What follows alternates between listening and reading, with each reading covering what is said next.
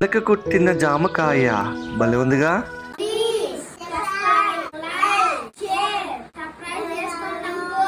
తీయగా ఉంటుంది. ఇక్కడ చూడండి బొప్పాయి చెట్టు ఎంత కాయలు ఉన్నాయో.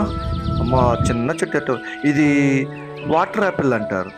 భలే ఉంది కదూ, చూస్తుంటే తిన్నా అనిపిస్తుంది.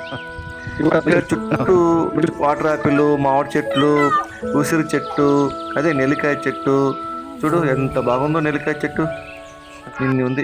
ఇక్కడ టెంకాయ చెట్టు నాకన్నా హైట్ ఉంది కానీ చిన్న చెట్టు, ఎర్రగా ఉండేది. మొత్తం నీళ్ళ టెంకాయ అంటారు, నీళ్ళే ఉంటుంది ఎక్కువగా.